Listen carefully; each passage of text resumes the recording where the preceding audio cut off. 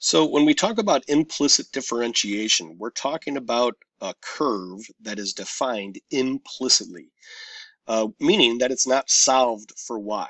And the reason it's not solved for y is because it either can't be solved for y or it just simply is too complicated to be solved for y. If it were solved for y, this would be an explicit function, but this is an implicit curve. And we're trying to find the slope of the tangent line to this curve, specifically at the point 3, 2.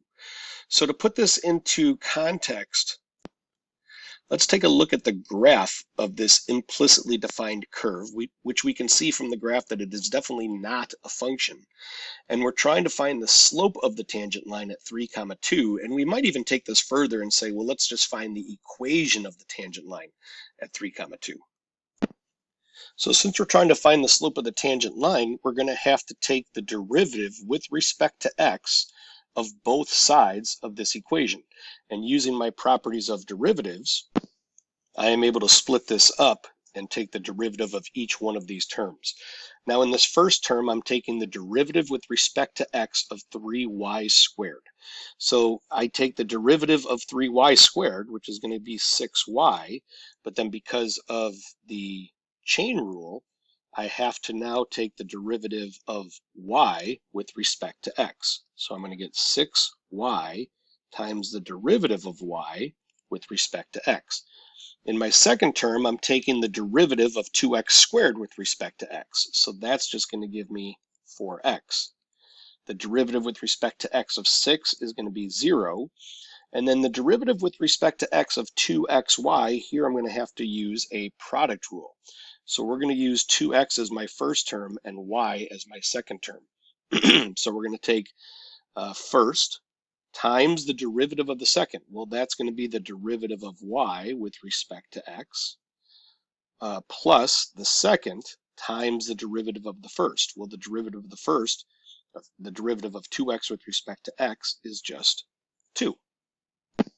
And so I clean this up a little bit by distributing the -1 through. And now what we want to do is we want to get these dy dx's all on the same side of the equation because we're trying to find the slope of the tangent line at any given point. So we're trying to solve for dy dx. And now that I have my dy dx's on the one side and everything else on the other side, I'm going to go ahead and factor out a dy dx. And that leaves me with 6y plus 2x and 4x minus 2y. And so now I can solve for dy dx by simply dividing both sides by 6y plus 2x. And so this equation that I get will tell me the slope of the tangent line. That's what dy dx is, the slope of the tangent line at any point xy on this graph. So in this particular example, we want to evaluate dy dx at the point 3, 2. So we're going to evaluate this thing at 3, 2, which means I'm just going to put a 3 in anywhere that I see an x, and I'm going to put a 2 in anywhere that I see a y. And at this point, if this were an AP exam, my answer would be complete, and I would stop right there. I wouldn't simplify any further.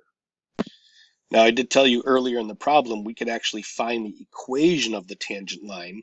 So in this case, since I want to find the equation of the tangent line, I am going to take it further, and we get a slope of 4/9. So we know that the slope of the tangent line is 4/9.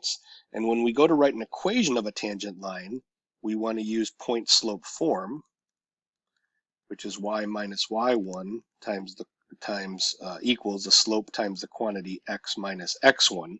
Well, we know the slope is 4/9, and we know the point that it's passing through is 3, 2. So the equation of the tangent line would be this right here, which we could write explicitly and say 4/9 times x minus 3 plus 2. And just to see in how this relates to the curve that we showed you earlier, if we go back to the curve, and here's the point 3, 2, we know the slope of that tangent line is going to be 4/9.